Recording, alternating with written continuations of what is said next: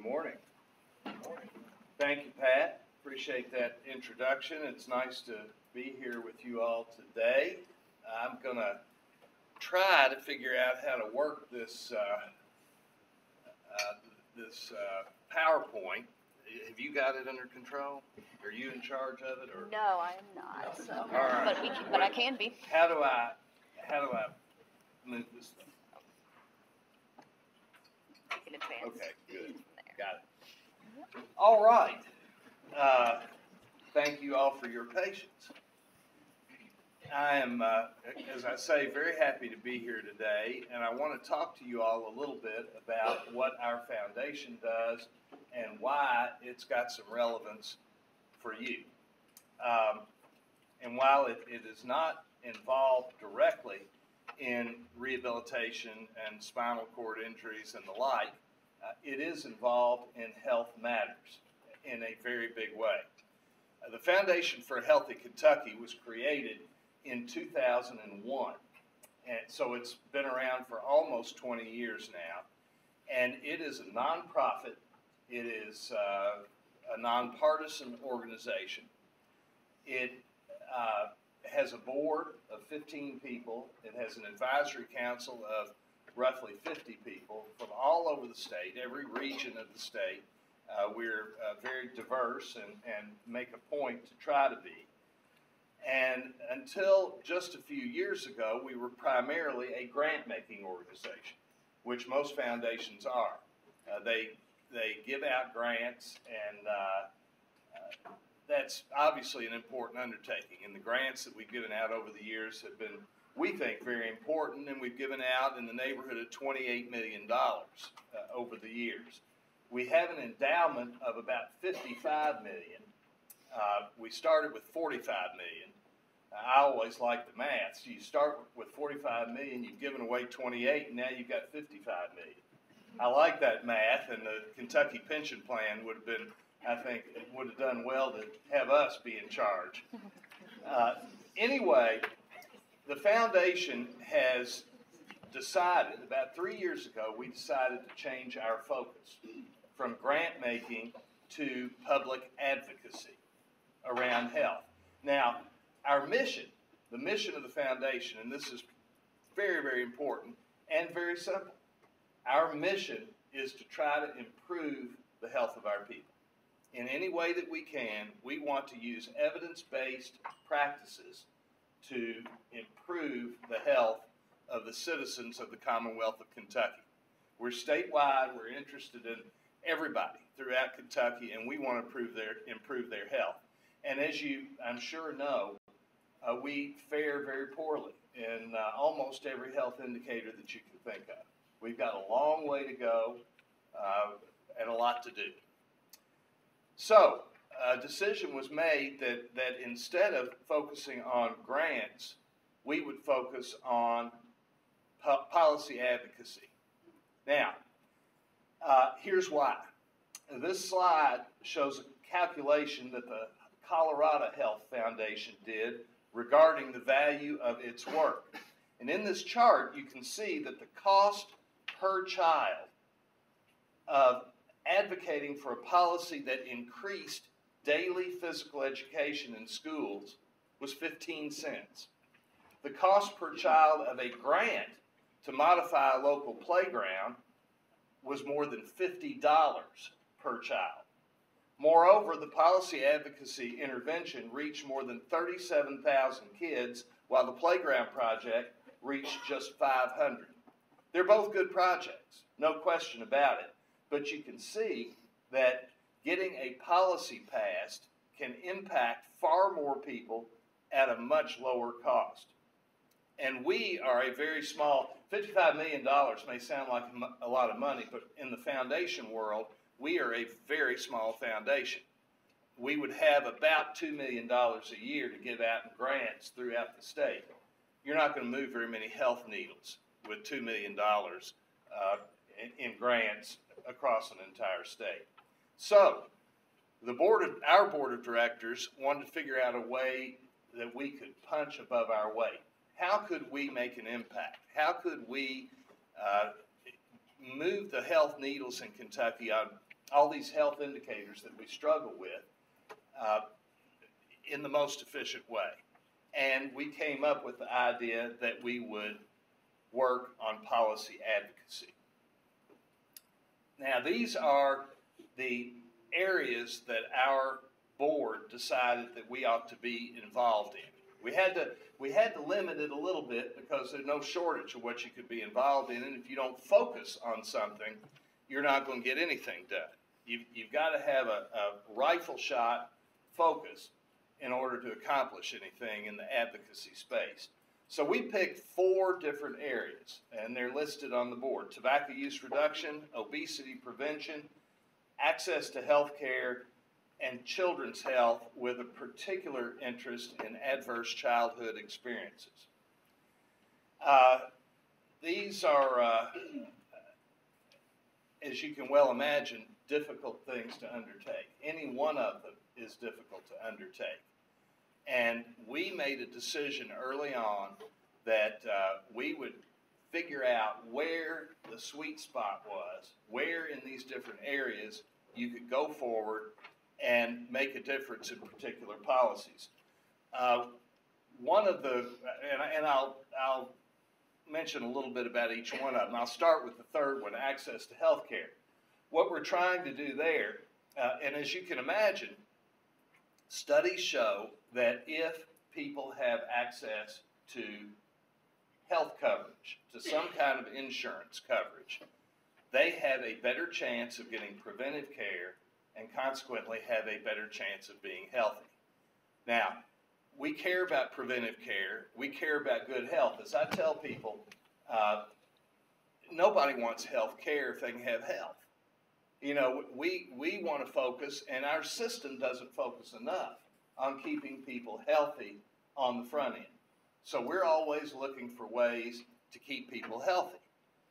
That's one of the reasons we spend so much more per capita in this country on health care than any other country in the world. And our outcomes are poorer than most other countries in the world because we do not invest in preventive health. We just simply don't do it. We invest in the back end.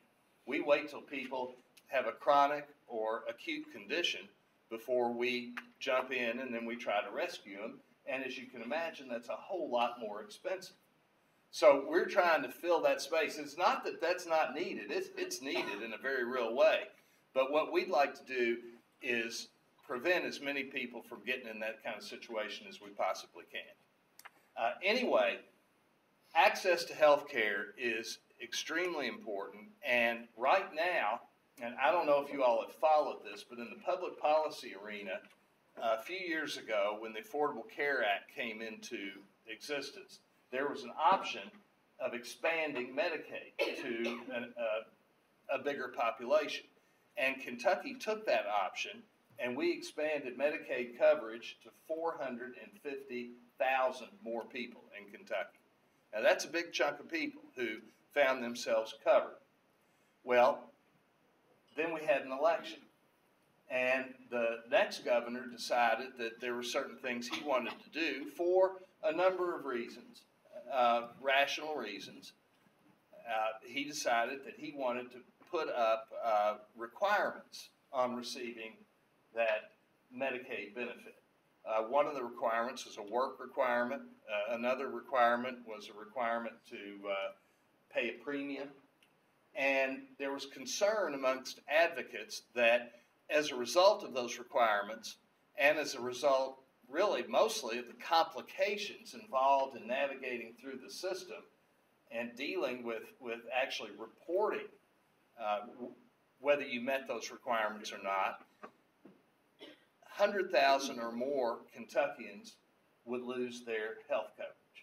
So we were concerned about that. We were concerned about the cost on the public fisc. We were concerned about what that would do for preventive health in Kentucky. So we have entered into a partnership with the governor, and we appreciate very much the fact that he has allowed us to enter into this partnership. We're going to try, assuming that this waiver, it's a waiver, he calls it, these requirements, assuming that it gets enacted, and it hasn't yet because it's been blocked by a federal court, but assuming that it is put into place, we're going to try to help ensure that those 100,000 people do not lose their coverage. That's our goal, because again, we know that that will ultimately lead to better health, and that's our mission, improving the health of our people. That's what we're doing in access to health care. The ACEs, for instance, the fourth thing there, adverse childhood experiences, this is something that people are looking at more and more. The numbers are really quite shocking, and Kentucky has some of the highest in the country of trauma that young people experience in their lives growing up. Trauma in their families, broken homes, drug use, lots of different things that impact a child growing up. And the research has clearly shown that if you're exposed to a high number of these traumas in your youth, you will have poor health. It's almost a direct correlation. Not only will you have poor health, of course, you will also have trouble in a lot of other ways. You'll have trouble in school, you'll have trouble achieving what you want to achieve in life, and it's just a big problem, and it's something that needs to be addressed. So we are working with a coalition out of Louisville, and now this coalition is, see, I've gone in the wrong direction here. This coalition, I think the thing's locked up on me. Anyway, this coalition is headed now down to a rural county, Russell County, and working in the schools to try to teach resiliency to teachers, to school administrators, to parents, and to the kids, to try to help them deal with these adverse childhood experiences. So we think that's something that'll be helpful. The second thing on the list, obesity prevention, we are now, and just last week we announced the formation of a statewide coalition, a school health coalition, to start working in the schools. We're getting lots of organizations who might have an interest in this, both education organizations and health organizations, to be part of the coalition, to look at issues that we could work on, which would lead to better health, and particularly to deal with a childhood obesity problem that we've got in Kentucky. And if we can do something about that, of course, again, it will lead to better health lifelong. Obesity is really, to some extent, fairly obvious what you need to do. You have to look for policies that will cause people to move around more, get more exercise, and you need to work on policies that will lead people to eating better, better nutrition. Those are the things that we're particularly interested in. We're also looking in the sort of policies around good food, the provision of fresh food in schools, that kind of thing. Policies around the possibility of requiring physical education in schools, which we do not require now here in Kentucky. Another possibility, which is not directly related, but ultimately would be, because it would lead to earlier interventions in the schools, and that is policies having to do with getting nurses in every school in Kentucky. Those are some of the policies that we'll be looking at that we think ultimately will be effective. And again, these are evidence-based policies. Now, the fourth thing is tobacco use reduction. This is the one that we worked on the most and the one that we have the most measurements for. Tobacco use in Kentucky is, there's nothing new about it. We have, and I talked to you about these health indicators. We lead the nation. You all may not know this, but we lead the nation in cancer. We have the highest incidence of cancer, and we have the highest mortality from cancer. Now, I don't know about you all, but I think if you care about the Commonwealth of Kentucky, and I think most of us do, and the people who live in the Commonwealth, we ought not want to lead the nation in cancer. It's just not a good thing. It's something we ought to be interested in doing something about. The good news here is that answers are available to us. We actually can do something about this. It just so happens that not only do we have the highest cancer rate in the country, we have the highest smoking rate in the country. And 1/3 of all cancers are directly related to smoking.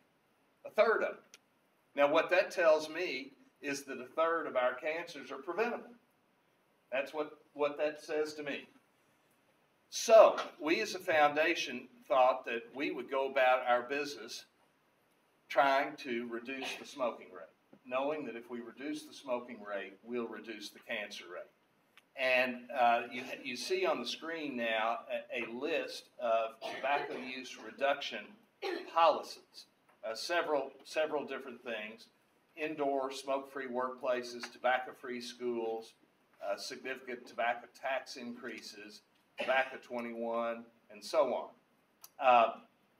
We have been involved in all of these areas, but we picked in the last 2 sessions of the legislature, and this is where the rubber meets the road, getting in and advocating for policy change. There were a couple of policies that we wanted to change. So we decided to build a coalition.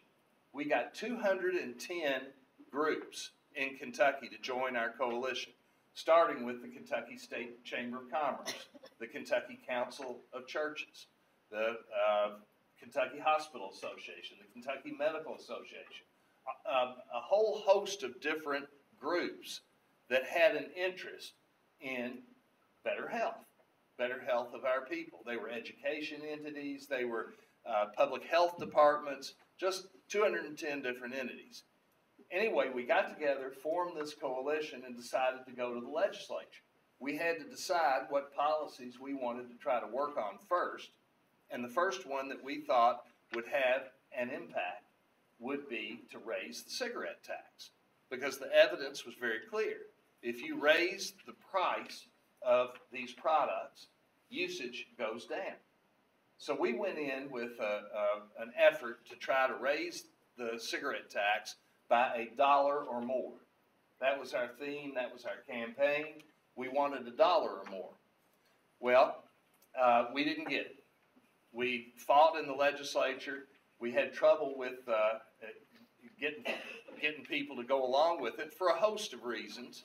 One of the reasons is people make money selling cigarettes, and they want to keep making that money.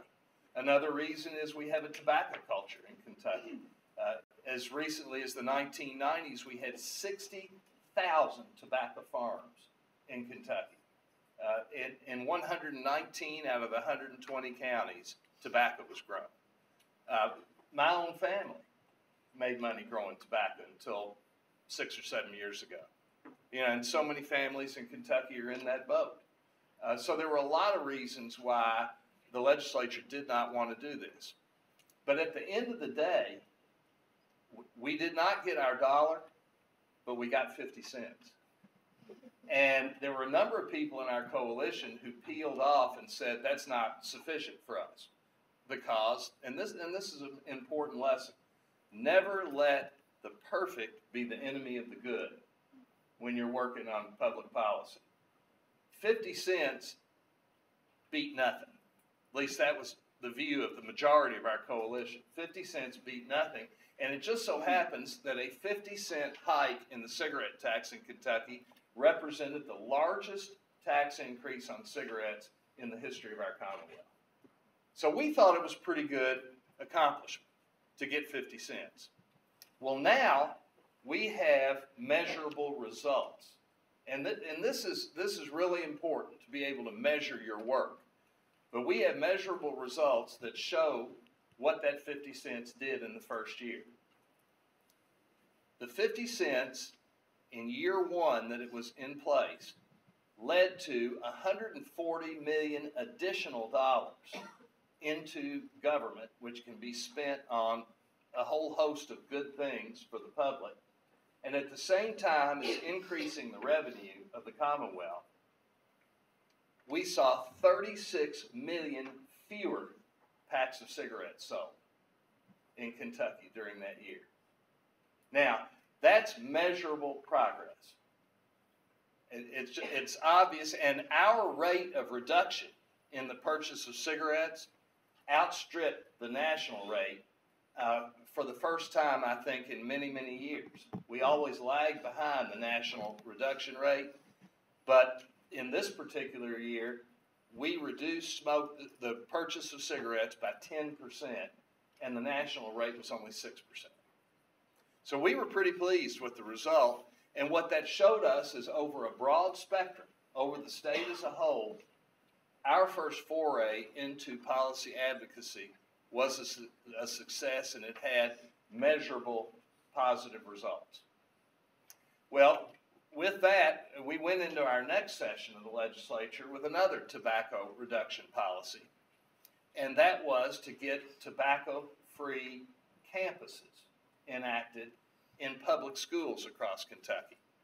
Now, it may surprise some of you to even think that public school campuses, K through 12 campuses in Kentucky, are not tobacco-free, but a whole lot of them aren't. We went into the legislature. Starting out, we've got 172 school districts in Kentucky across the state. Of those 172, only 72 were tobacco-free. They had gone ahead and done it voluntarily over a long period of time, over the years. Well, we went in trying to get a law passed to make it mandatory that these school districts go tobacco-free. Because again, the evidence shows that if you have these tobacco-free policies, you begin to change the norms. You begin to make it not normal to smoke and use tobacco. And this is the use of tobacco of all kinds, including vapes. Again, we ran into trouble with the legislature. They didn't want to do it for a host of reasons. They didn't want to do it. But finally, at the end of the day, on the very last day of the session, we were able to get them to move a bill and pass a bill that called for tobacco-free schools, but only if they put an opt-out clause in it. They actually decided, all right, we'll pass this, but we're going to let all the schools opt out if they want. Well, again, a lot of our coalition thought, well, that's no good. That's not going to help. I mean, if they haven't adopted the tobacco policies already, they're not going to. The opt-out just lets them keep doing what they're doing. We thought that just the contrary was the case, that if we could get it in the law and the state would make a declaration on the subject, that a lot of schools would go tobacco-free. Well, in the 2 months, and again, we have measurable results here, in the 2 months since the law has passed, we have now moved from 72 school districts that were tobacco-free to 155 in just 2 months. 155 out of the 172 are now tobacco-free. Now again, that's what I call progress. Progress on public health. And you'll not see the direct benefits immediately. You won't see it show up in statistics in terms of a lesser rate of smoking. But I guarantee you, over time, it will work to change the norms. It will have a significant positive effect on public health. Our next effort in this upcoming session is going to be about vaping. Vaping is, I know you all have heard a lot of the recent news on vaping, but it is a situation where we're essentially addicting a whole nother generation of young folks. As we begin to do something about reducing tobacco, here comes vaping, and here comes the ingestion of very large amounts of nicotine, which affects the brain development. It affects clearly brain development, and in fact changes the pathways in your brain to make you more susceptible to other addictions. So we're tremendously concerned about it on a number of different levels, and I could talk about this for a long time. I'm going to spare you that. I'm not going to. But what we're going to try to do with vapes is we're going to try to get a tax. There's no excise tax on vaping now, on vaping products. We're going to try to get that tax raised up to the same level that tobacco is taxed now in Kentucky. And again, we think that will have a tremendous impact on the vaping rate because young people are, you all maybe can attest to this, young people are very susceptible to the price of things, more so than a lot of other groups in our society. In any event, that's what we're up to with the foundation. Again, the takeaway here, I think, is if you can find some policies that you can work on, if you can make an impact around those policies, you can really make a difference in the health and welfare of the people of this state. And that's what our foundation is trying to do. We think that we have a chance to be successful in this, but we're really blazing trails here in Kentucky. Nobody's ever done this before, and it's not easy. Not easy getting into the legislature. But I would encourage all of you to think about being involved in policy activities because it is tremendously meaningful. It's quite fulfilling to be able to have some victories and to see these results come back where you know you have made a difference. With that, I'm going to stop, and I don't know if I have time for questions, Pat. If I do, I'm happy to take some. Absolutely. Anybody? Yes. With the packs of cigarettes sold in Kentucky, that being on a decrease, were there an increase in the bordering states?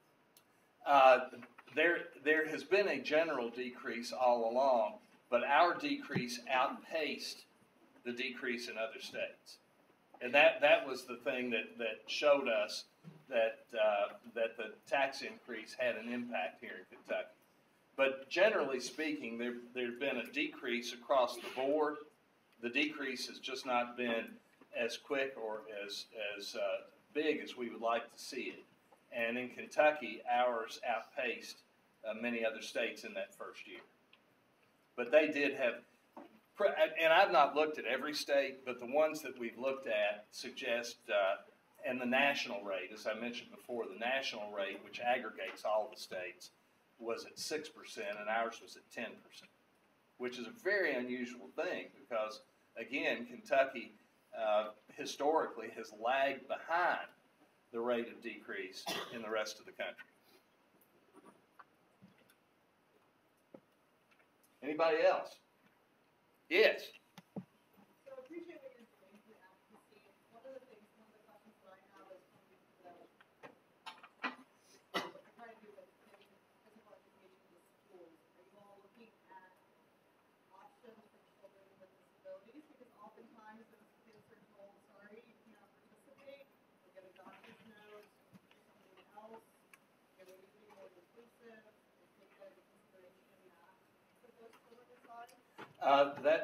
That question was about physical education in schools and about including folks with disabilities who often are left out and marginalized. And I'm very aware of that fact that they are. You can be sure that when we're in the infancy of this, we just started to form the coalition last week, and we've still got to go through the process of first figuring out who's going to be part of the coalition, putting together a steering committee, and then getting that steering committee to come to some agreement about what particular policies they want to work on first. So we're not even there yet, but I can assure you that we will have voices, one of which will be mine, in the group, which will say, if we're going to be serious about working on physical education, we need to include everybody. And we need to think about the concerns and the needs of all young people and all students in our schools to make sure that they are included. It has to be an inclusive policy. And that's extremely important to us at the foundation, that we not leave folks out. And people with disabilities, there is no question about it, that they are often left out and are an afterthought in things like this. So yes, we'll be watching that very closely as we go forward. Yes? State rate for Sorry. The state rate for Kentucky for individuals with disabilities, the 2017 CDC data is 34.6% of our state identifies having some type of disability. That was my question in a broader scope, other than just the physical education focus that the foundation has. Where do individuals with disabilities fit in broadly in your advocacy policy? Well, as you have seen, specific issues related to people with disabilities have not made the cut for the first 4 things that we're working on.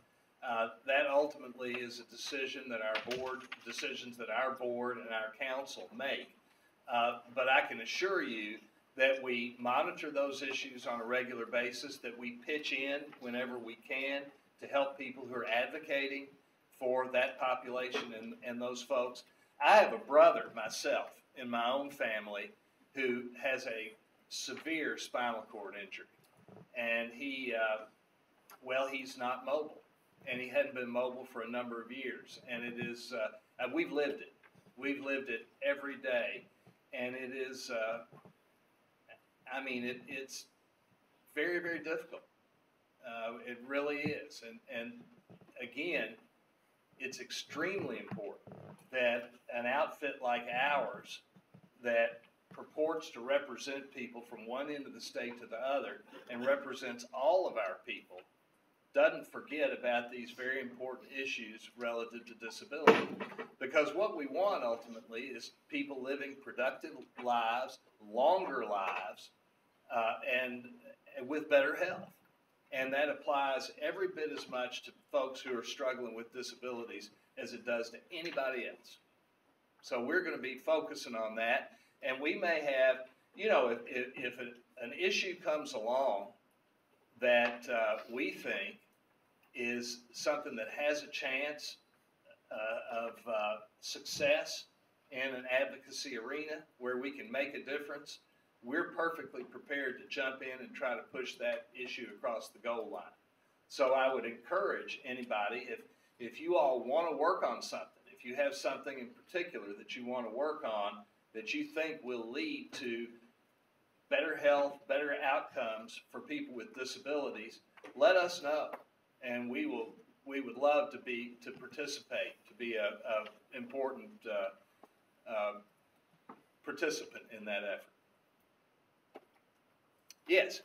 So when looking at your goals for the childhood, like the ACEs scores, and also with obesity, you talked about getting more physical education time in schools. One of the policies that many states have adopted, I know at least 10, the last time I did research, against removing recess as a punishment, because, over and over it's shown that the more physical activity, the better success they have in behavior and everything else. And regretfully, those children with those higher ACEs scores are frequently the kids who are losing that recess time and those other things that would help them to be successful. So do you all have any plans in addressing, like with the education policies, about being able to make that a policy statewide that school systems are not able to remove recess as a punishment? Well, we are very aware of that issue, and you're exactly right about that. The research is pretty clear on that, and yeah, we think that it's extremely important to have everybody getting as much physical activity as they can. So, I mean, the first thing I think we have to do is just simply get that in the schools as a general matter. But there isn't any question that young people who have experienced trauma, they're the ones who tend to act out. They're the ones who tend to get punished, and often that punishment is you can't go out and play, and so consequently they're not able to move around like they ought to be able to move around. And as you say, it blows steam off. There are just a lot of reasons why ultimately physical activity is probably also going to be part of improving behavior. But the key to this ACEs issue is the way we look at these children. instead of saying and looking at a child that's acting out and saying, what's wrong with you? We ought to be looking at them and saying, what happened to you? And that if you look at it in that way, it changes the mindset. It changes how people react to that child, and hopefully it changes some of the decisions that are made regarding that child. But we have learned, and again, we actually worked on this in the Jefferson County schools, the largest school system in Kentucky, for the last 5 years. And we have measurable outcomes that show that when you train the professionals, and when you have them actually looking at it through a different lens, it makes a difference. And the problems that you see, that we saw in individual schools, the number of suspensions, the number of kids acting out in one way or another, it went down dramatically in those schools that instituted this different attitude, shall we say, this training. Again, it's measurable, it works, and we want to spread it throughout our state because we think it'll make a big difference. But you're exactly right. I mean, on the policies, that's a policy. It's evidence-based. Not a thing we do is not evidence-based. We don't do anything unless we have the evidence to back it up. And that is something that I happen to know is evidence-based. So we will, I guarantee you, that coalition, again, we're in the early stages, but as we get to looking at policies, we'll be mindful of that. Yes? A little bit of a two-part question. For one, I was just curious about where the funding was coming from, like who set up the foundation, for one. Well, I set up the foundation to begin with. It's a funny thing. When I was Attorney General, an insurance company in this state, a for-profit insurance company, merged with our Blue Cross Blue Shield entities, which were charitable in nature. And those charitable assets had value, and the value should accrue to the public in some form or fashion. There's a whole body of law on this. When I was elected Attorney General, I found out that this merger had taken place and that value had not come back, that the company had just taken the value when they merged with the entity.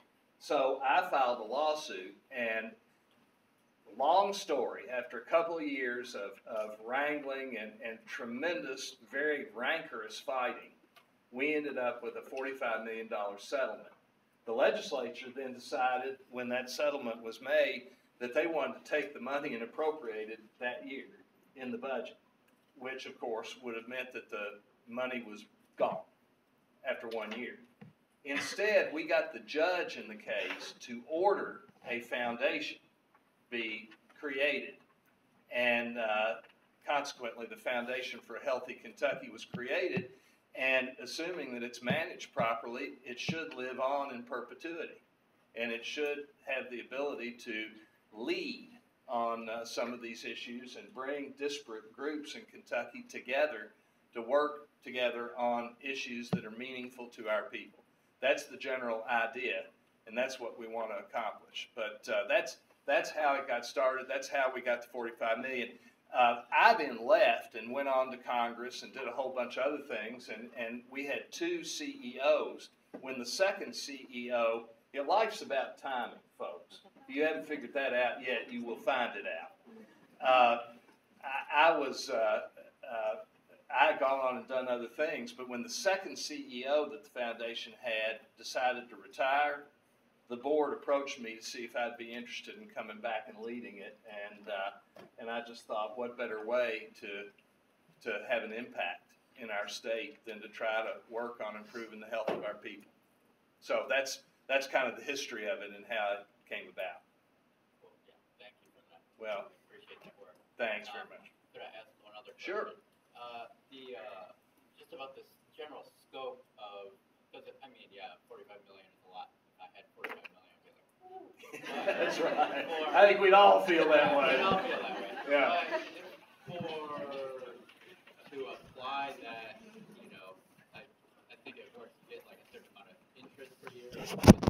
Write that out. We have it all invested. It's an endowment. We have it all invested, so we get, it differs year to year based on the market in one way or another, but ultimately, as a general matter, we think in terms of about $2 million that we would have every year to grant out if we were just doing grants. And so when you apply that to the entire state, I am just curious about how you think about whether you want to kind of really spread it out or you want to focus the efforts in a particular area. Why and how you made that decision? That question was about how do you allocate money and how we've allocated it over the years.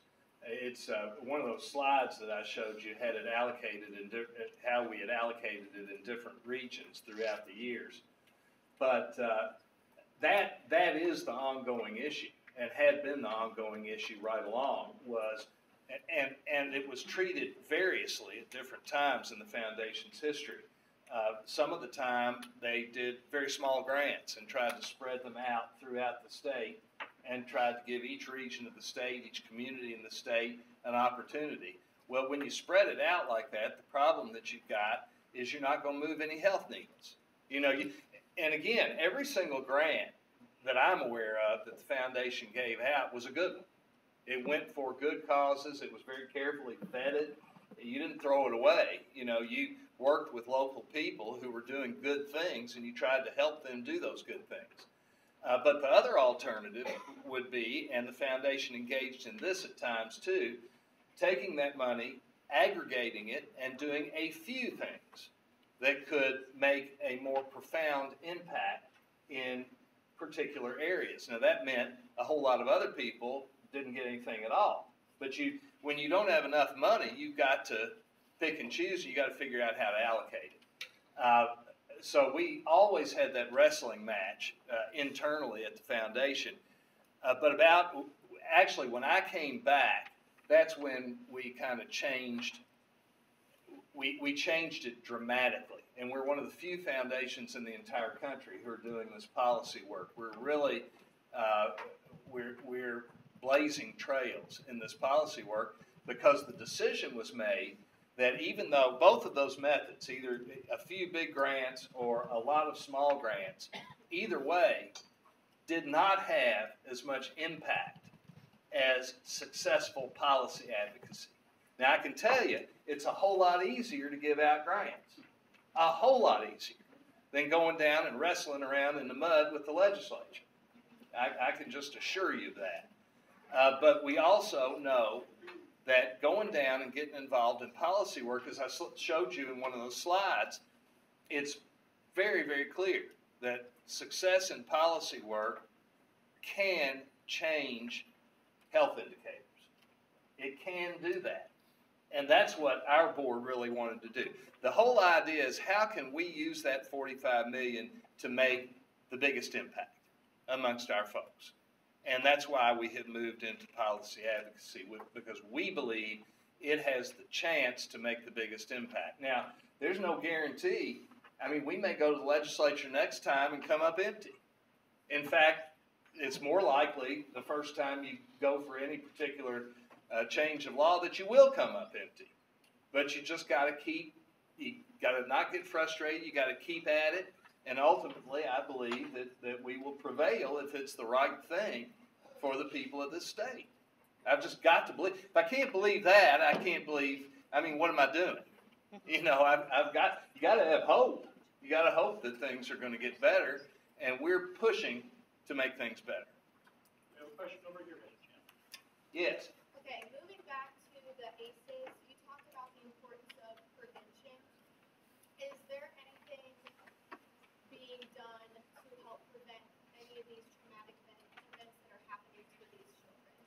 Or are you guys communicating with maybe other programs to kind of get to the root of that? Is there anything being done to try to prevent these traumatic events with children in the first place, was the question. And as you can appreciate, that's a very difficult undertaking. We would like to be involved in that. I can tell you that it's really part of what we would refer to as the social determinants of health. You know, there are a lot of things, what zip code you live in, what kind of education you have, whether you live in poverty, what kind of trauma that you've got in your life. All of these are social determinants of health. And it's very difficult to impact those social determinants because you're talking about societal change. And typically, one of the impediments, of course, is parental rights. You know, if you've got good parents, you want them in charge of their kids because you know they love them and you know that they're going to look out for their best interests. But who is the judge as to whether those parents are good parents or bad parents? You know, you get into some things that are subjective. You have to do it family by family, parent by parent, kid by kid, in courts across the state, based on laws that are imperfect at best. It's a very, very difficult undertaking. But we're mindful of this, very, very mindful of this, mindful of the need to try to do something about it. But I have to admit to you that I don't think anybody has found any sort of magic bullet for it. And there's so many associated issues, starting with parental rights, that attach to this and are hard to overcome. But that's an excellent question. Thank you. Thank you. Yes? How close can your organization work with, like, health insurance, specifically Medicaid, managed Medicaid, to make changes for advocacy and promoting the health, like primary care visits and getting patients to have better health literacy? We work with the Kentucky Primary Care Association. They're a very important group in this state, and we work very closely with them. And we work with the Medicaid plans, Humana, Passport, WellCare, different plans. It's a difficult field to work in. You've got the state that's very much involved. The state has its ideas about policies related to Medicaid. A lot of money is at stake, but yes, I mean, we want to do everything we can to see that Medicaid dollars are spent more efficiently and lead to better health. But this points out it's not just Medicaid dollars, but all of our dollars. Too many of them go to rescue, and not enough go to prevention on the front end. So we always want to be about we actually changed the wording of our mission. It used to be to try to meet the try to address the unmet health care needs. We took care out of it. Now we're trying to address the unmet health needs of the Commonwealth. As I said before, there's nobody who wants health care if they can have health. And the statistics that we see are striking. We spend twice as much money per capita on health care as any other country in this world, basically. Twice as much. And yet our outcomes rank 35th or 36th. It's a moving target, but in the mid-30s is where our outcomes come in among nations of the world. Now, any other business that you can think of, any other line of work, if you're producing an automobile and you spend twice as much to build that automobile as your competition, and yet you only come up with the 38th best automobile, how long are you going to be in business? Not long. Well, folks, that right there is an indictment of how we do health in this country. I mean, just the numbers in and of itself is an indictment. That we spend twice as much and yet our outcomes are in the 30s, we're doing something wrong. And what I think, one of the main things I think we're doing wrong is we're not spending enough of it on the front end, keeping people healthy in the first place. A whole lot more expensive to treat people who are already in extremis. And that's the system. It's really not anybody's fault. You can't blame any one person, but you've just got a system that has, and the payment structures that have been put in place that lead to this result. It's a very difficult thing to turn around, I can tell you that. Very, very difficult thing to turn around, because everybody who's getting that money in the system, you'd be shocked to hear they want to keep getting it. You know, it's a shocking thing, I know, but when people receive money, they like that, and they will work very hard to continue to receive it. I think Calvin Coolidge once said, "Every inefficiency has its constituency," which I thought was apropos to this. You know, we just need to try to figure out how to spend all of this money that we're spending more effectively. Big problem, and a difficult thing to solve. Yes? Would you be able to comment further on the types of policies that you all would be targeting for, like, the dietary component of the obesity epidemic? Because my concern would be, you know, if we were to utilize, you know, the approaches as with tobacco reduction, with taxing, say, certain food groups or products, that you would only be, you know, worsening the financial burden on people that are dealing with, you know, poverty, lack of, you know, availability of certain food, you know, selections, or inability to prepare those because they don't have, you know, oven, things of that nature. Maybe I'll talk a little further. Well, this is a massive issue, how we feed ourselves. And there are a lot of issues. You're exactly right. There are a lot of issues related to poorer communities in our country that they have a hard time getting fresh food, nutritious food, fruits and vegetables. So something has to be done to address that problem. Something needs to be done to see. We've got food deserts generally in lower income areas. We've got to figure out a way, policies that can address that particular problem so that people have access to foods that are actually healthy. Then you've got the problem of people being able to prepare those foods. So you've got to engage in some kind of an education effort.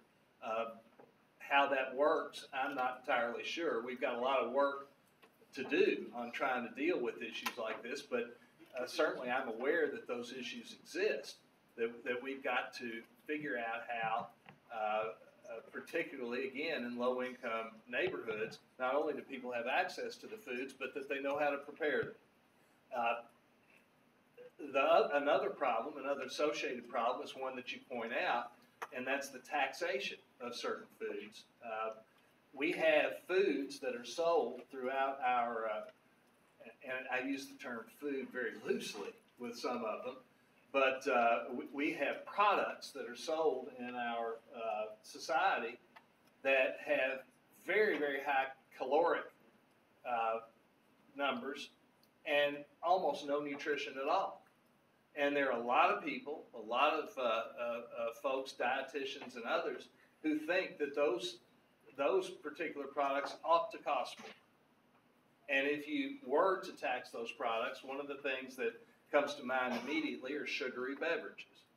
If you tax those at a higher rate, you will reduce the usage of those products, which would be a good thing for overall health. Now, is that politically feasible? You know, that's the other question.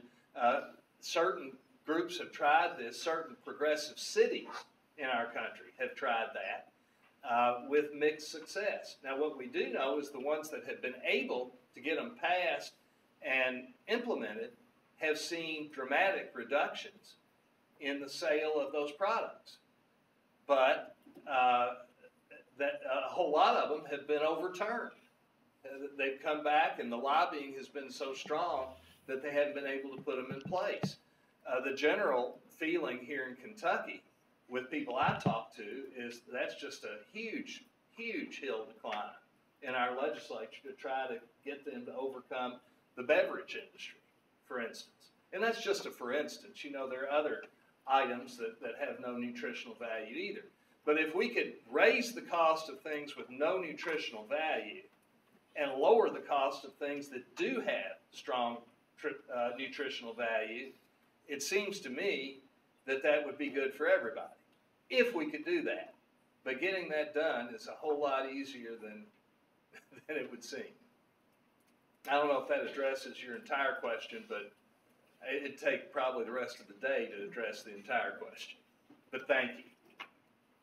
Thank you very much for your time, sir.